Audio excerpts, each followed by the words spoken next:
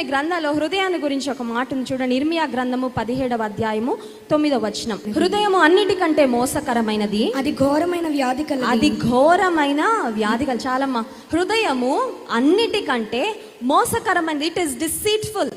నీ హృదయం ఏమంటది తెలుసా? ఈరోజు వీళ్ళే నీకు కరెక్ట్ అంటది, రేపొద్దున ఏమంటది తెలుసా? వీలు కాదు వీళ్ళు నీకు కరెక్ట్ అంటది. నీ హృదయం గైడెన్స్ నువ్వు ఫాలో అయ్యావంటే ఖచ్చితంగా నువ్వు గుంటలో పడతావు. Absolutely no doubt about it.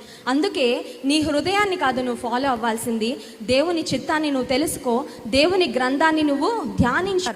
వివాహ విషయంలో దేవుని చిత్తం కాకుండా నా ఇష్టం ఇది ప్రవ్వా, నా ఇష్టాన్ని నీ చిత్తంగా చెయ్యి, నా ఇష్టాన్ని నువ్వు శాంక్షన్ చెయ్యి, నువ్వు ఏదో ఒకటి చేసి నా ఇష్టాన్ని నువ్వు నెరవేర్చని నువ్వు అడిగితే దేవుడు అంటాడు, అడుగుడి నీకు ఇవ్వడు. అని చెప్పాను కదా బిడ్డ, ఇస్తాను. నువ్వు ఇంకంత బలవంతంగా పట్టుబడితే నీకు ఇస్తాను. కానీ ఆ తర్వాత వచ్చే అమ్మాయి నీకు ఎంత తలనొప్పి క్రియేట్ చేసినా నువ్వు నేను ఇచ్చానని నన్ను బ్లేమ్ చేయడానికి